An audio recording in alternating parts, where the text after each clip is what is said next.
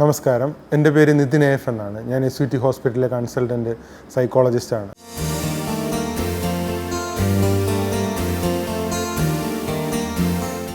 ഇന്ന് ഞാൻ നിങ്ങളോട് സംസാരിക്കാൻ ആഗ്രഹിക്കുന്ന വിഷയം കുട്ടികൾ വളർത്തിയെടുക്കേണ്ട നോൺ അക്കാഡമിക് ആയിട്ടുള്ള സ്കില്ലുകളെക്കുറിച്ചാണ്.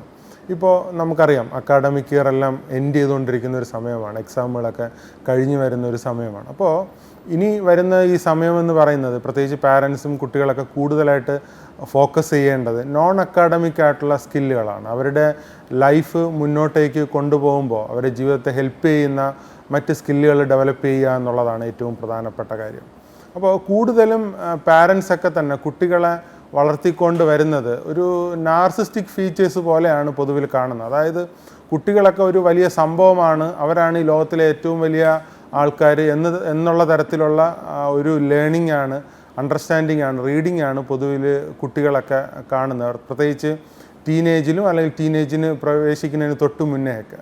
അപ്പോൾ ഒരു ജീവിതത്തെക്കുറിച്ച് വളരെ റിയലിസ്റ്റിക് ആയിട്ടുള്ളൊരു അണ്ടർസ്റ്റാൻഡിങ് കുട്ടികളിൽ വളർത്തിയെടുക്കേണ്ടുന്നത് വളരെ പ്രധാനപ്പെട്ട ഒരു കാര്യമാണ്. എല്ലാ വ്യക്തികളെ സംബന്ധിച്ചിടത്തോളം അവരുടെ സ്ട്രെങ്സും ഉണ്ടാവും, സ്ട്രെങ്ത് ആയിട്ടുള്ള പാർട്ടും ഉണ്ടാവും, അതുപോലെ തന്നെ വീക്ക് ആയിട്ടുള്ള പാർട്ടും ഉണ്ടാവും.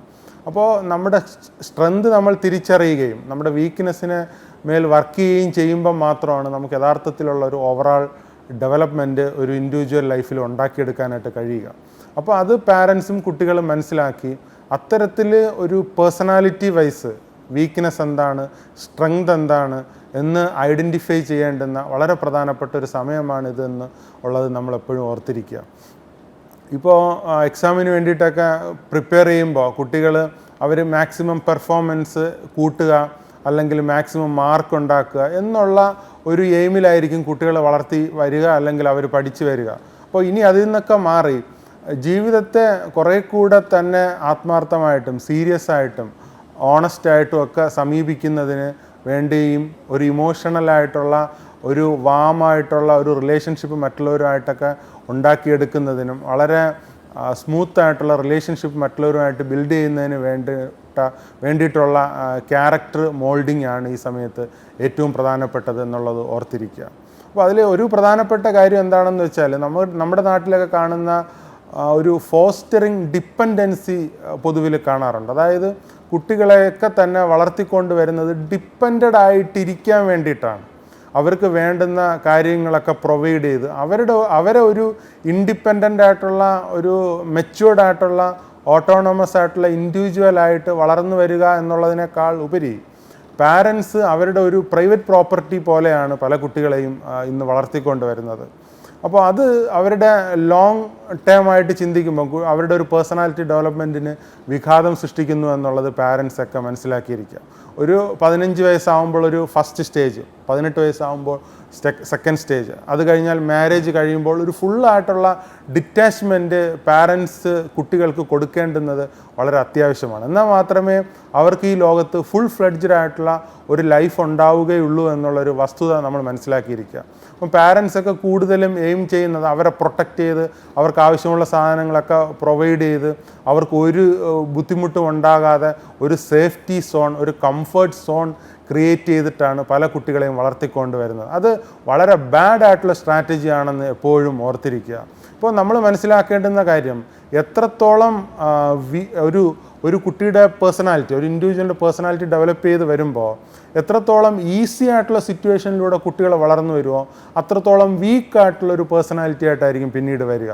അതേസമയം എത്രത്തോളം ടഫ് ആയിട്ടുള്ള സിറ്റുവേഷനിലൂടെ കുട്ടികൾ കടന്നു വരുമോ അത്രത്തോളം സ്ട്രോങ് ആയിട്ടുള്ളൊരു പേഴ്സണാലിറ്റി ആയിരിക്കും എന്നുള്ള വസ്തുത പാരൻസ് എല്ലാവരും മനസ്സിലാക്കിയിരിക്കേണ്ടത് വളരെ വസ്തുതയാണ് എന്നുള്ളത് നമ്മളെപ്പോഴും ഓർത്തിരിക്കുക. അപ്പോൾ ഈ ഒരു ഡിപ്പെൻഡൻസി ഫോസ്റ്റർ ചെയ്യുന്ന ഒരു സാഹചര്യം കഴിവതും ഒഴിവാക്കുന്നതാണെന്നാൽ അത് പാരൻസിലാവാം, ഗവൺമെൻറ്റിലാവാം, മറ്റ് ഐഡിയോളജീസിലാവാം, ഫ്രീ ബിസിലാവാം, നമുക്ക് ഫ്രീ ആയിട്ട് കിട്ടുന്ന ചില കാര്യങ്ങളിലുള്ള ഡിപ്പെൻഡൻസി ആവാം. അങ്ങനെയൊക്കെ മാറ്റിയിട്ട് നമ്മുടെ ഒരു വർക്ക്, ഹാർഡ് വർക്ക് ചെയ്ത് ലൈഫ് കുറേ കൂടെ ഫ്രൂട്ട്ഫുള്ളായിട്ട് എഫക്റ്റീവായിട്ട് റെസ്പോൺസിബിലിറ്റി എടുത്തുകൊണ്ട് മീനിങ് ഫുള്ളായിട്ടുള്ള ഒരു ലൈഫ് ഉണ്ടാക്കുന്നതിന് വേണ്ടിയിട്ട് കുട്ടികളെ പ്രോത്സാഹിപ്പിക്കുകയാണ് ഏറ്റവും പ്രധാനപ്പെട്ട ഒരു ലൈഫ് പാത്ത് സെറ്റ് ചെയ്യുന്നതിന് വേണ്ടിയിട്ട് അവരെ ഹെൽപ്പ് ചെയ്യുക എന്നുള്ളത് നമ്മളെപ്പോഴും ഓർത്തിരിക്കുക.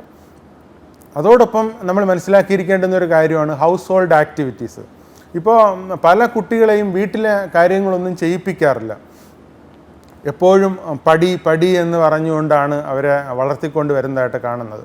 അതേസമയം നമ്മുടെ house hold activities, physical activities, വീട്ടിൽ ചെയ്യേണ്ടുന്ന ജോലികൾ, അതൊക്കെ കുട്ടികളെ കൊണ്ട് ചെയ്യിപ്പിക്കേണ്ടുന്ന ഒരു സമയമാണ്. ഗാർഡനിങ്, ക്ലീനിങ്, മറ്റ് ആക്ടിവിറ്റീസ്, കുക്കിംഗ്, അതെല്ലാം തന്നെ ചെയ്യിപ്പിച്ച് വളർത്തിക്കൊണ്ട് വരേണ്ടുന്ന നോൺ അക്കാഡമിക് സ്കില്ലുകളിൽപ്പെട്ട അവയാണ് എന്നുള്ളത് നമ്മളെപ്പോഴും ഓർത്തിരിക്കുക. കുട്ടികളെ സംബന്ധിച്ചിടത്തോളം ജെൻഡർ സ്പെസിഫിക് ആയിട്ടുള്ള, ഇപ്പോൾ ആൺകുട്ടികൾ അവരുടേതായ ജെൻഡർ റോളുകൾ ട്രഡീഷണലായിട്ട് പ്ലേ ചെയ്ത് വരുന്ന റോളുകൾ എഫക്റ്റീവായിട്ട് ചെയ്യാൻ വേണ്ടിയിട്ട് ട്രെയിൻ ചെയ്യിപ്പിക്കുക. പെൺകുട്ടികൾക്ക് അവരുടേതായ ജെൻഡർ റോളുകൾ അനുസരിച്ച് അവരുടേതായ റോളുകൾ മീറ്റ് ചെയ്യാൻ വേണ്ടിയിട്ട് അവരെ ട്രെയിൻ ചെയ്യിപ്പിക്കുക എന്നുള്ളത് നമ്മളെപ്പോഴും അറിഞ്ഞിരിക്കേണ്ടുന്ന ഒരു വസ്തുതയാണ്.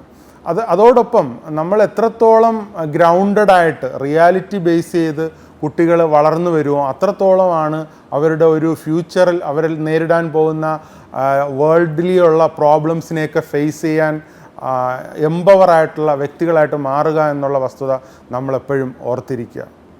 എപ്പോഴും നമ്മുടെ ടീനേജേഴ്സ് അല്ലെങ്കിൽ യങ്ങർ ജനറേഷനിൽ കാണുന്ന ഒരു പ്രധാനപ്പെട്ട പ്രോബ്ലം എന്താണെന്ന് വെച്ചാൽ, ഇപ്പോൾ ടീനേജ് അഡോളസൻസ് പീരീഡ് എന്ന് പറയുന്നത് പ്യൂബർട്ടിയിൽ നിന്ന് സ്റ്റാർട്ട് ചെയ്ത് ഒരു സൈക്കോളജിക്കൽ മെച്യൂരിറ്റി, അതായത് ഒരു മെച്യൂരിറ്റി എത്തുന്നത് വരെയാണ് അഡോളസൻസ് പീരീഡ് എന്ന് പറയുന്നത്.